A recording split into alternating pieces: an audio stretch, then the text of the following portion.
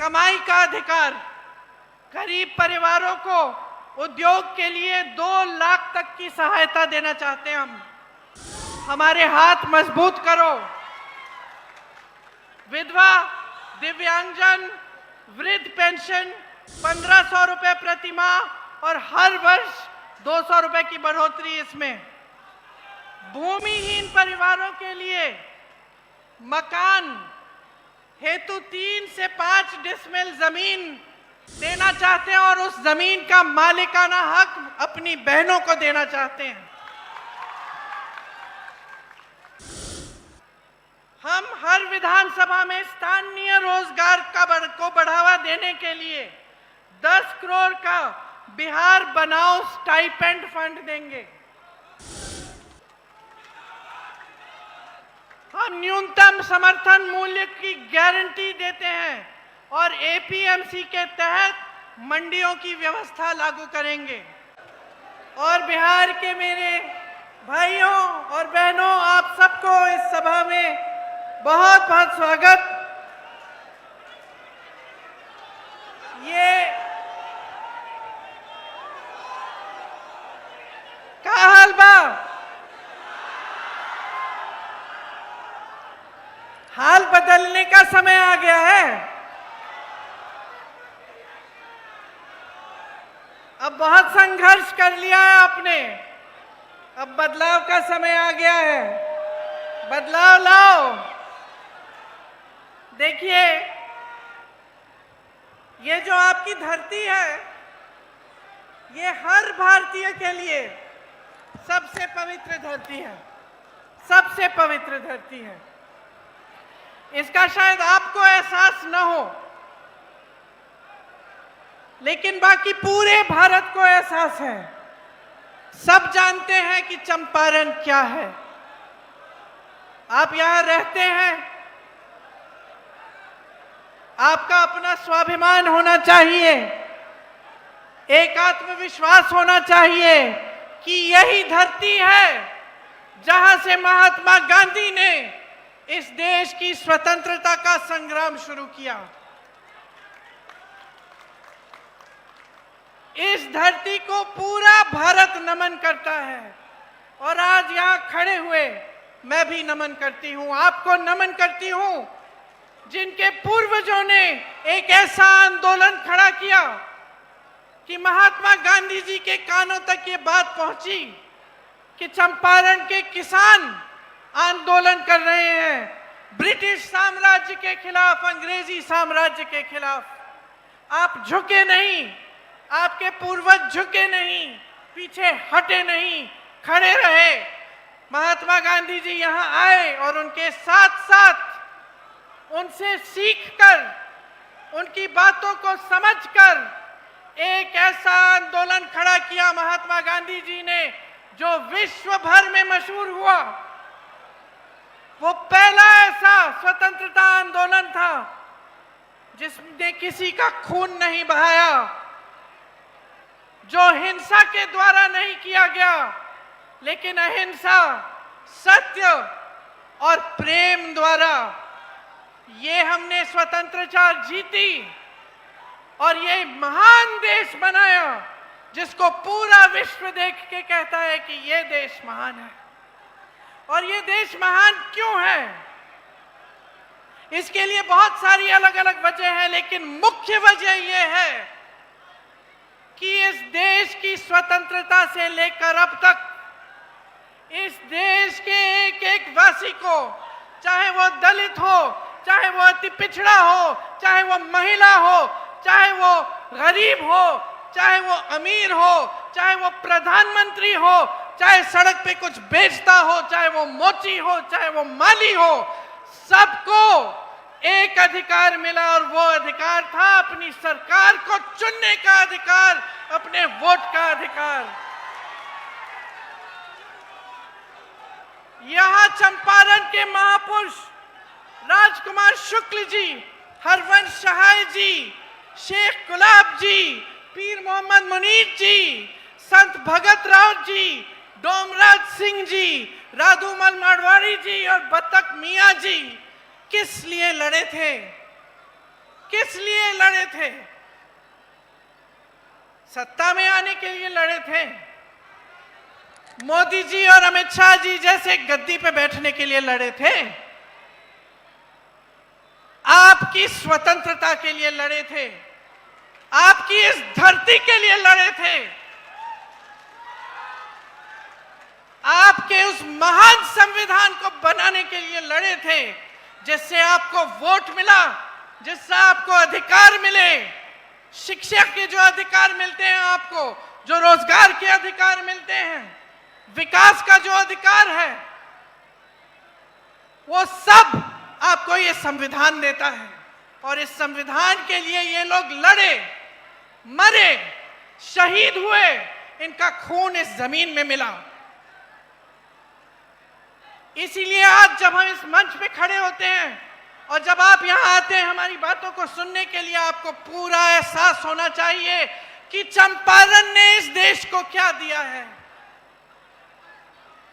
कि इस देश की स्वतंत्रता कितनी महत्वपूर्ण है, इस देश का संविधान कितनी बड़ी चीज है जिसे हमें हिफाजत से रखना पड़ेगा, जिसकी सुरक्षा हम सबके हाथों में है। देखिए, इतनी बड़ी लड़ाई लड़ी गई, ये आपके अधिकारों की लड़ाई थी। और उसके बाद ये लोग कहते हैं ना, भाजपा के नेता, कि 70 सालों में क्या हुआ। कहते हैं ना कि कांग्रेस ने 70 सालों में क्या किया, इन अधिकारों को मजबूत बनाया। मैं जवाब देती हूं कि कांग्रेस ने इन अधिकारों को मजबूत बनाया, आपके वोट को मजबूत किया, आपकी शक्ति को मजबूत किया, बड़े बड़े उद्योग बनाए, शिक्षा के संस्थान बनाए। जब कांग्रेस का राज था बिहार में तो कितने बड़े बड़े संस्थान बने, कितने बड़े बांध बने, कितनी सड़कें बनी। ये समाज एक शिक्षित समाज था। आईएएस, आईएफएस में यहां से सब लोग जाते थे। आज क्या परिस्थितियां हैं? आज परिस्थितियां ये हैं कि यहां रोजगार नहीं मिलता। भाइयों और बहनों, मैं देश भर में घूमती हूं। हिमाचल प्रदेश में मेरा घर बन रहा था, मजदूर कहां के थे? मजदूर कहां के थे बताओ? दिल्ली में जितनी भी इमारतें बनती हैं, मजदूर कहां के हैं? साउथ में मैं केरल से आई हूं। केरल में मैं सड़क पे चल रही थी, मैं रुकी, मैंने कहा तुम खोद रहे हो? कोई आदमी एक मजदूर खोद रहा था सड़क को। मैंने कहा भाई कहां के हो? कहां का था बताओ? सारी की सारी जनता पलायन करके बाहर जा रही है। यहां एक रोजगार नहीं छोड़ा, एक रोजगार नहीं छोड़ा आपके लिए। अभी मैं महिलाओं से मिलके आई हूं, बताती है कि सब तो पलायन करके चले गए, हम यहां अकेले संभाल रहे हैं अपने घरों को, हम कमाते भी नहीं हैं। आशा वाली महिलाएं थी, आंगनवाड़ी की महिलाएं थी, जीविका की महिलाएं थी, कहती हैं दीदी हम कमा ही नहीं सकते, हम 8 से 10 घंटे काम करते हैं। कोई रात को फोन आया कि डिलीवरी है, हमें जाना पड़ता है। कोविड कोरोना के समय हमने सारा काम किया, अपनी जान को हथेली में रख के काम किया, लेकिन हमारी कोई सुनवाई नहीं है, हमारा कोई सम्मान नहीं है, हमारा कोई अधिकार नहीं है आज के बिहार में। तो मैं आपसे पूछना चाहती हूं कि आज का बिहार, यहां पे किसका राज है 20 सालों से? बताइए किसका राज है? वोट चोरों का। मैं तो कहने वाली थी भाजपा नीतीश जी का है, आप कह रहे हैं वोट चोरों का है। आपने मामला पकड़ लिया। मामले की निचोड़ समझ गए आप। देखिए पहले, अब आप समझिए इसमें आपका दोष क्या है।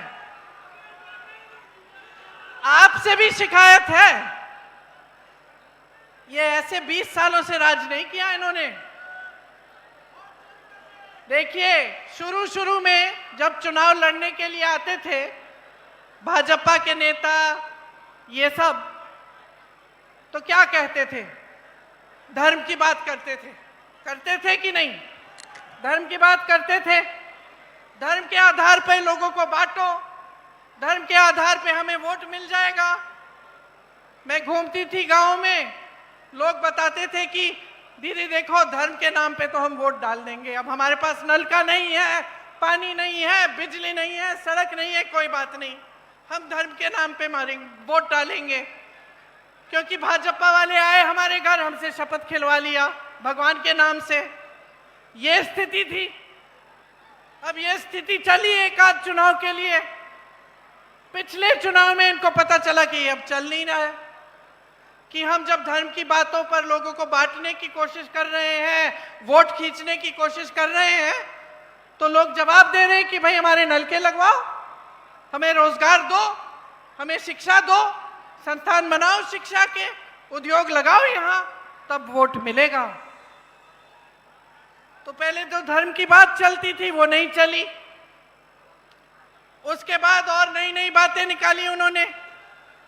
कभी घुसपैठियों की बात करते हैं, कभी आतंकवाद की बात करते हैं, कभी कोई और बात उठा, कभी जाति की बात करते हैं, कुछ ना कुछ उठा लेते हैं चुनाव के समय। अब जब सब चलना बंद हो गया, क्योंकि काम तो कुछ किया नहीं, बड़े बड़े भाषण दिए, मोदी जी आए, पप्पू जी ने कहा मोतिहारी का चीनी का मिल खुलेगा, मैं चाय पीऊंगा। अरे 11 साल बीत गए, एक कप चाय पी भी नहीं और पिलाने भी नहीं दी किसी को, है कि नहीं? तो अब वो सब नहीं चल रहा है, खोखले भाषण नहीं चल रहे हैं, धर्म की बातें नहीं चल रही हैं, लोगों में फूट फैलाना नहीं चल रहा है। अब क्या करें? वोट चोरी करते हैं, और उसके लिए इतना बड़ा इंतजाम बना रखा है। राहुल भैया जब भी मंच पे चढ़ते हैं वो बताते हैं कि कितना बड़ा इंतजाम किया, SIR, वोट चोरी, सब कुछ, ताकि ये सत्ता में रहे। एक ही मकसद है, हमें किसी ना किसी तरह सत्ता में रहना है, बस, और कोई मकसद है ही नहीं। और शिकायत आपसे ये है कि जब ये पूरा सिलसिला चल रहा था और आप धर्म के आधार पर, इस आधार पर, उस आधार पर अपना वोट दे रहे थे, तो आपने आदत बिगाड़ दी, नेता की आदत एकदम बिगाड़ दी।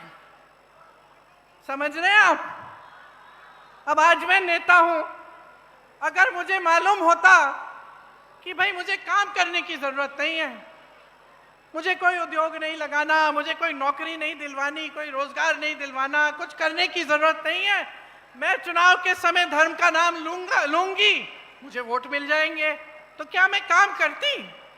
अरे बच्चा नहीं करता है, घर में बच्चा होता है, उसको कहते हो बेटा ये कर लो। अगर उसको पता चल गया कि बगैर कुछ किए कुछ इनाम मिलने वाला है तो नहीं करेगा। अगर आप अपने बच्चों को, बेटों को घर पे बिठाओगे, खाना खिलाओगे, उनकी देखभाल करोगे, और उनको कभी बड़े हो गए उनको रोजगार नहीं करना, तो नहीं करेगा, बैठा रहेगा घर पे। उसके मन में ये बात थोड़ी आएगी कि मुझे भी अपने माता पिता के लिए कुछ करना है। उसकी तो ऐशो आराम। और यही आपने नेताओं के साथ कर दिया, भाजपा के नेताओं के साथ। चुनाव आया, धर्म की बात, आपने वोट डाला, चलो 5 साल आराम, हम क्या करेंगे, चलो अडानी को सारी जमीन दे देते हैं 1 रुपए के दाम पे, चलो अंबानी को सारे जितने भी वो तेल निकालने के वो जो खदान वदान होते हैं वो दे देते हैं।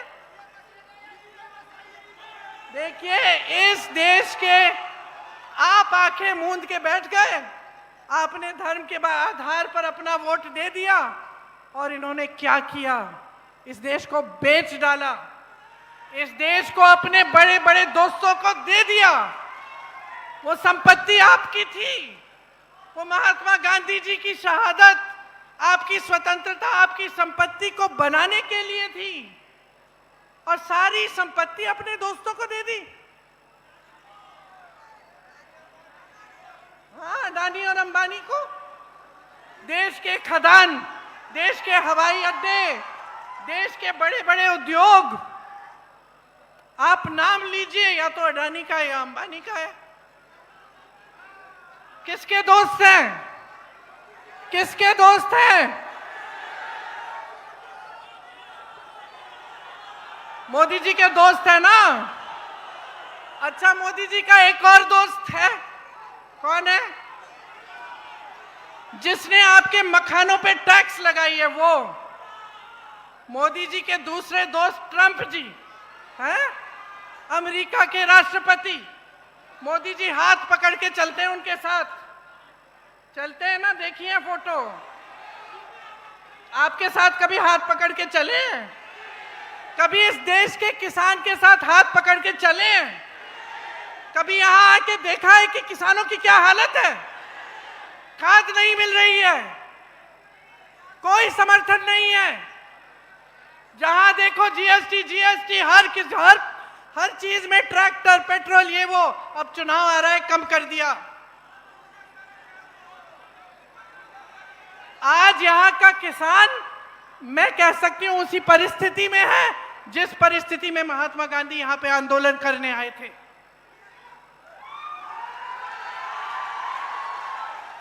कोई सुनवाई नहीं है आपकी इस सरकार में। और अब देखना बहनों, देखना, अब चुनाव के लिए 1 महीना तकरीबन बचा है ना, थोड़ा कम उससे, 1-2 हफ्ते बचे हैं। अब देखना कैसे ऐलान होंगे। एक तो हो गया, कहते सब महिलाओं को 10,000 रुपए देंगे। क्या हर महीने देंगे? आज क्यों जागे हैं? 20 सालों से इनकी सत्ता थी, इनकी सरकार थी, तब तो नहीं बोला कि 10,000 रुपए देंगे महिलाओं को। आज क्यों दे रहे हैं? आपके वोट के लिए, आपके वोट के लिए दे रहे हैं। चुनाव को खत्म होने दीजिए, ये भी बंद हो जाएगा। मेरी बहनें हंस रही हो। सुनो, हम महिलाओं से समझदार कोई नहीं होता, मैं बता देती हूं। इसीलिए एक काम करो, ले लो। 10,000 रुपए दे रहे हैं, ले लो, लेकिन वोट तुम अपने देश के लिए डालो। वोट तुम इस धरती के लिए डालो। वोट तुम अपने भविष्य के लिए डालो, अपने बच्चों के भविष्य के लिए डालो। इनकी बातों में मत पड़ो, बहुत हो गया है बहनों, बहुत हो गया है। आप संघर्ष कर रही हो, आपको कुछ नहीं दिया जाता।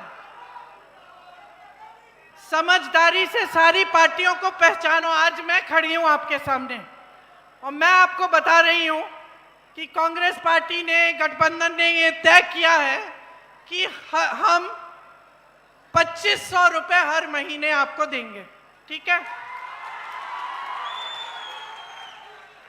अब कल को मैं भूल गई और ये काम नहीं हुआ तो मुझे दंड देनी पड़ेगी, आपको देनी पड़ेगी।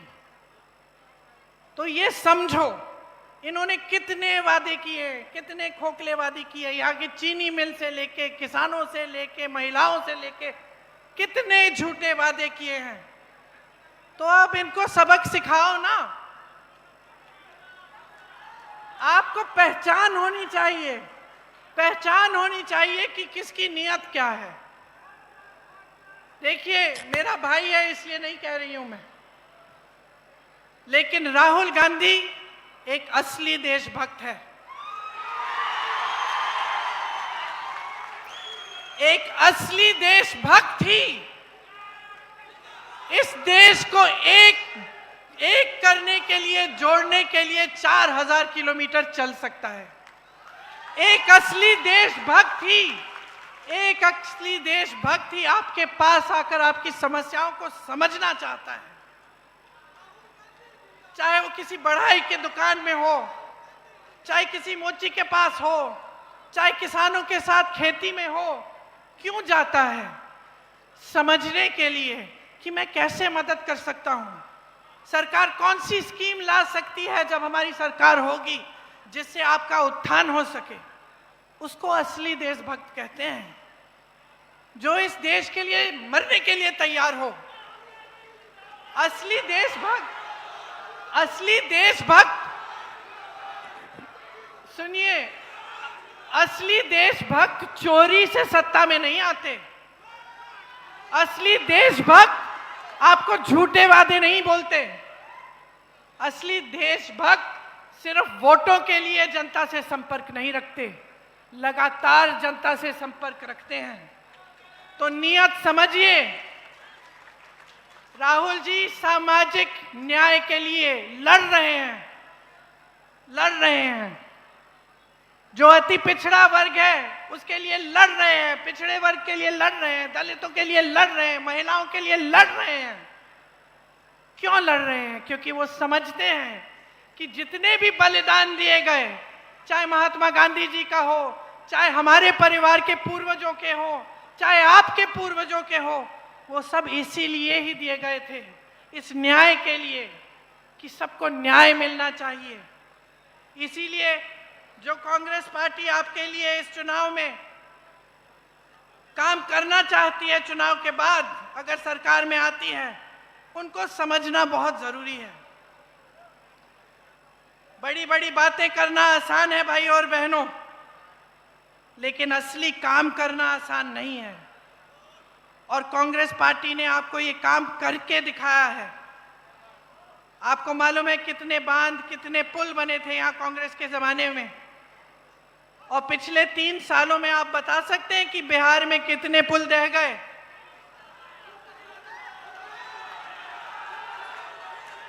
27 पुल ढह गए हैं 3 सालों में।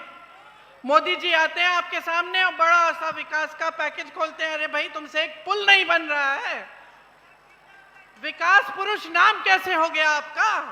एक पुल नहीं बन रहा है, एक पुल खड़ा नहीं कर पा रहे हैं आप। अनावरण से पहले ही ढह जाते हैं। तो समझिए, काम करने वाला, विकास करने वाला कौन है और बड़ी बड़ी बातें करने वाला कौन है। 70,000 करोड़ रुपए आपके गायब हुए बिहार में। सीएजी की रिपोर्ट आई, क्या था?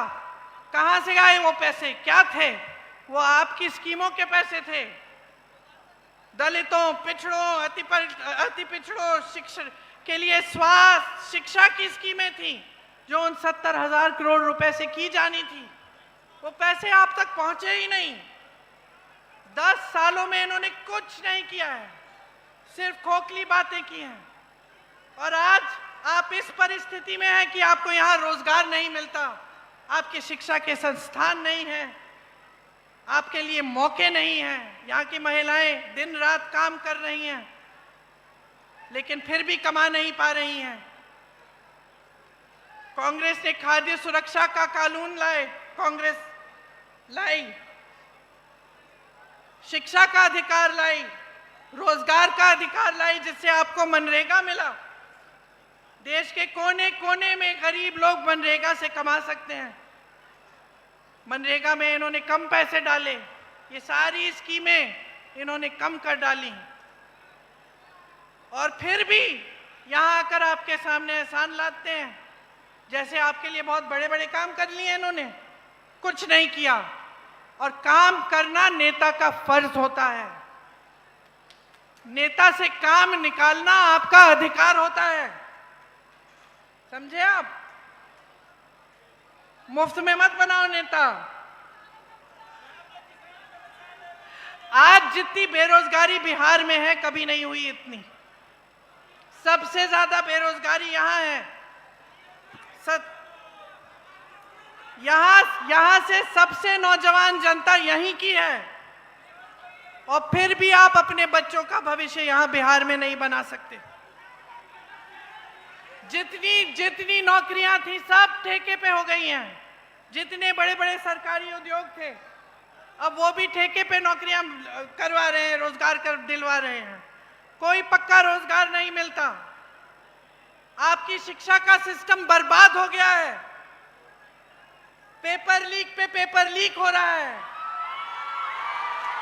और कोई समाधान ही नहीं है। हमारा गठबंधन कह रहा है कि हम जॉब कैलेंडर लाएंगे, उस पे पहले से पता चलेगा कि इम्तिहान कब होगा, रिजल्ट कब आएगा और नियुक्तियां कब होंगी, और उससे कोई इधर उधर हुआ तो उस पे सख्त दंड डाला जाएगा।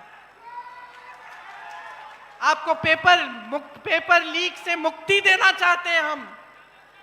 जो जितने भी खाली रोजगार हैं, खाली पद हैं सरकार में, जो अभी इतने सालों से खाली पड़े हुए हैं, उनको भरना चाहते हैं हम। आपके भविष्य को यहीं पे बिहार में उज्जवल बनाना चाहते हैं हम। तो आप देखिए, मैं ये नहीं कहती कि सिर्फ क्योंकि हम कह रहे हैं इस मंच पे खड़े होके इसलिए ये बातें मान लो।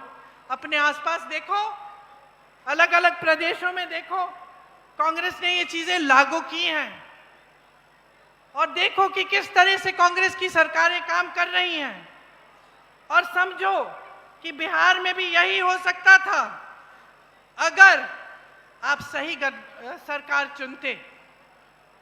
महागठबंधन के वादे हर एक अधिकार को मजबूत करना चाहते हैं। कमाई का अधिकार, गरीब परिवारों को उद्योग के लिए 2 लाख तक की सहायता देना चाहते हैं हम। हमारे हाथ मजबूत करो। विधवा, दिव्यांगजन, वृद्ध पेंशन 1500 रुपए प्रति माह और हर वर्ष 200 रुपए की बढ़ोतरी इसमें। भूमिहीन परिवारों के लिए मकान हेतु 3 से 5 डिसमिल जमीन देना चाहते हैं, और उस जमीन का मालिकाना हक अपनी बहनों को देना चाहते हैं। हम हर विधानसभा में स्थानीय रोजगार को बढ़ावा देने के लिए 10 करोड़ का बिहार बनाओ स्टाइपेंड फंड देंगे। हम न्यूनतम समर्थन मूल्य की गारंटी देते हैं और एपीएमसी के तहत मंडियों की व्यवस्था लागू करेंगे। लाखों सरकारी पदों पर नियुक्तियां बिहार वासियों को नियुक्तियां हैं, उनमें बिहार वासियों के लिए हम विशेष आरक्षण रखेंगे। मनरेगा में 300 रुपए प्रतिदिन मजदूरी और काम के दिन 2 गुने मजदूरी। 200 यूनिट बिजली हम मुफ्त में देना चाहते हैं, फ्री बिजली मिलेगी आपको। माई बहन योजना में जैसे मैंने कहा 2500 रुपए प्रति माह सीधे आपके खाते में जाएंगे। आपको मालूम होगा कि कांग्रेस ने राजस्थान में एक स्कीम लागू की थी जब हमारी सरकार थी। 25 लाख रुपए तक आपका जितनी भी स्वास्थ्य की सुविधाएं हैं वो मुफ्त में मिल रही थी। तो जब मैं राजस्थान गई, वहां पे मुझे हार्ट ऑपरेशन के पेशेंट मिले, लिवर ट्रांसप्लांट के पेशेंट मिले, सारा मुफ्त में किया गया था। वही स्कीम हम बिहार में लागू करना चाहते हैं। बहनों सुन लो, खोखली बात नहीं है, करके दिखाया है हमने। 25 लाख तक आपका सारा इलाज, दवाइयां, सर्जरी, ऑपरेशन सब कुछ आपको मुफ्त मिलेगा, निःशुल्क मिलेगा। मैंने पेपर लीक की बात की। इसके बजाय जो आवासीय अंग्रेजी मॉडल के विद्यालय हैं वो हम लगाना चाहते हैं आपके बच्चों के लिए। 3 साल की जो डिग्री है, हम चाहते हैं कि उस डिग्री को आप 3 साल में खत्म करो। ये नहीं कि 5-6 साल आप कर रहे हो और खत्म नहीं हो रही है। आपको मालूम है यूपी में भी इनकी सरकार है। यूपी में मैं ऐसे बच्चों से शादी नहीं हो पा रही थी उनकी। 26-27 साल के हो गए हैं, एग्जाम दे दिया है, पेपर दे दिया है, नियुक्ति नाम भी निकल गया लिस्ट में, नियुक्ति नहीं हुई, और बेचारे ठहरे हैं कि नियुक्ति कब होगी। चलो 6 महीने में हो जाएगी, 1 साल में हो जाएगी, तो फिर दूसरा रोजगार नहीं ले रहे हैं। तो मतलब एकदम जीवन बर्बाद करने की बात कर रखी है इन्होंने। तो आप समझिए कि अब अपने जीवन को बनाने का काम करना है। सामाजिक न्याय के अधिकार की बात की मैंने। इसमें पंचायती राज और नगर निगमों में अति पिछड़े वर्ग के लिए 30% आरक्षण और दलित वर्ग के लिए 20% आरक्षण रखा जाएगा। अति पिछड़ा वर्ग अत्याचार निवारण अधिनियम बनाया जाएगा, जिससे कोई आप पर अत्याचार करे उस पर सख्त दंड लगेगी। निजी शिक्षा के संस्थानों में, मतलब प्राइवेट शिक्षा के संस्थानों में आपके लिए अति पिछड़े वर्ग के लिए आरक्षण लागू होगा। और जो 50 करोड़ तक जो सरकारी ठेके हैं उनमें 50% आरक्षण अति पिछड़े वर्ग के लिए होंगे। अब देखिए, मैंने बहुत बातें कर ली, लेकिन बात की निचोड़ ये है कि आप अपनी परिस्थितियों को समझो और सोच समझ के अपना वोट डालो। आप जो 20 साल से संघर्ष कर रहे हैं, उस संघर्ष को खत्म करने का समय आ गया है, बदलाव का समय आ गया है। ये जो निकम्मी सरकार है इनकी, भाजपा की, इसको, नीतीश जी की, इसको निकालो, हटाओ इसको, और एक नई सरकार लाओ जो आपके लिए दिन रात काम करे, जो आपका भविष्य बनाए और आप गर्व से कह पाओ कि मैं बिहारी हूं, मुझे बिहार में नौकरी मिलती है, मुझे बिहार में रोजगार मिलता है और मेरे बच्चे बिहार में ही शिक्षित होंगे।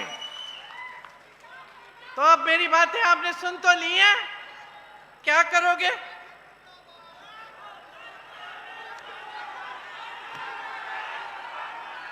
किसको जिताओगे? गठबंधन को जिताओगे? हमारे गठबंधन को जिताओगे? इसमें आपकी ही जीत होगी, आपका ही भविष्य बनेगा।